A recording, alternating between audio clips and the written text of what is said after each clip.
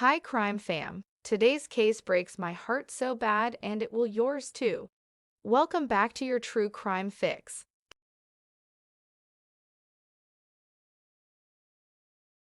Trigger warning: we will be talking about a child being molested, and even though I won't go into details, it might still be hard for some.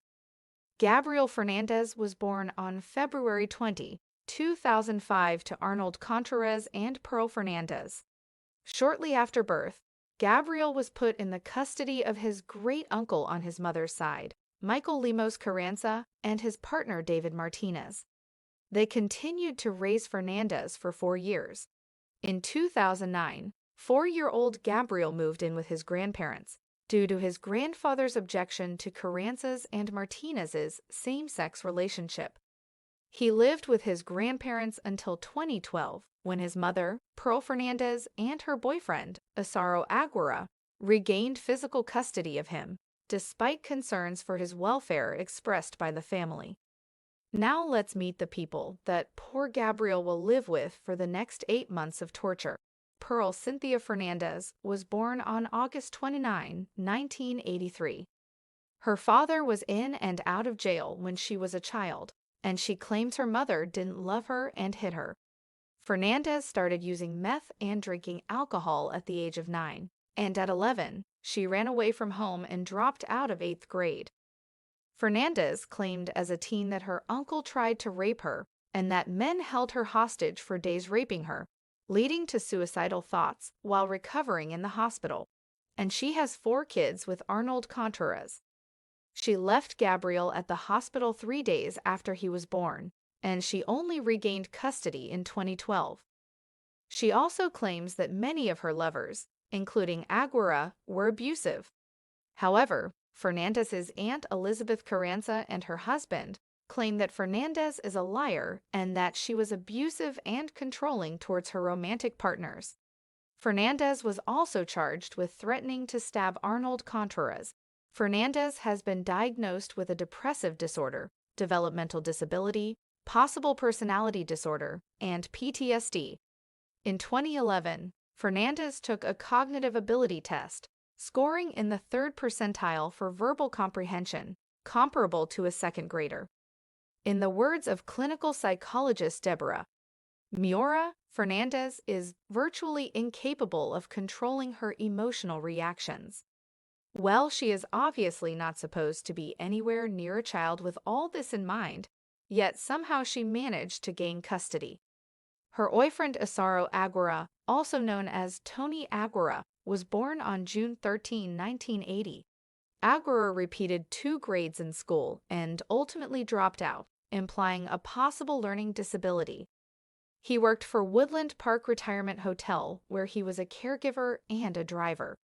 Executive director of the retirement home and former boss of Aguirre, Susan Weisbarth, described him as a quiet, down-to-earth nice person, always willing to help.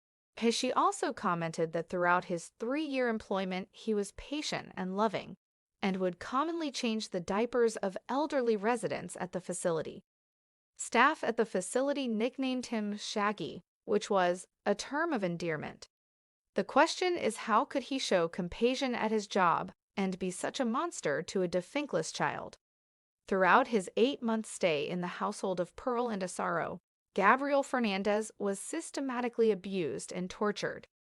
The abuse was gruesome and grew over time. The abuse included regular physical beatings causing broken bones, being forced to eat cat litter and feces, his own vomit and spoiled or expired foods, being burned with cigarettes, being shot in various areas of the body, including the face and groin, with a BB gun, being pepper sprayed, being forced to wear women's clothing, to sleep bound and gagged in a small cupboard, having his teeth knocked out with a bat, and to take ice-cold baths. According to Fernandez's siblings, while Fernandez was being abused, his mother and stepfather would laugh. How can a mother watch, or even worse, be part of doing something so despicable to a child she gave birth to, according to prosecutors? Aguirre was allegedly motivated to abuse Fernandez because he believed he was gay. What does a kid know about what his orientation will be when he grows up? And even if he had decided, How does that take away her responsibility as a mother whose job is to love, protect, and provide for her son? What makes this worse is that the abuse and torture did not extend to Fernandez's siblings. On May 22, 2013, Gabriel was found naked, with a cracked skull, shattered ribs, severe burns, and BB pellets buried in his body at his family's home in Palmdale. He was declared brain dead and taken off life support 2 days later. In court, Gabriel's older brother, who was 12 years old when Gabriel died, said his mother and her boyfriend had threatened to beat him up if he alerted people to Gabriel's abuse and told him to lie to social workers if they asked about how Gabriel received his injuries. On May 23, 2013, Pearl Fernandez and Isaro Aguirre were arrested. Fernandez was arrested for felony child endangerment, while Aguirre was arrested for attempted murder. However, when Gabriel died, Fernandez and Aguirre were both charged with first-degree murder with special circumstances of torture. Prosecutors pursued the death penalty.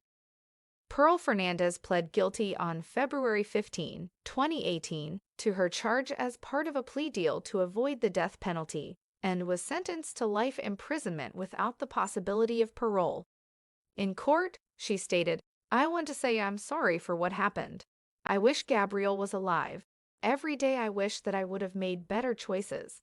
I'm sorry to my children, and I want them to know that I love them. She obviously loved some and killed the one she didn't." In September 2017, jury selection began for the case. Questionnaires were given to prospective jurors, and they were informed that the trial could last as long as 6 weeks. Additionally, they were told the trial involved extensive internal and external injuries of the victim. The jury composition was 7 women and 5 men. When the trial began, jurors were given details about the extensive abuse Gabriel Fernandez went through in the months preceding his fatal beating.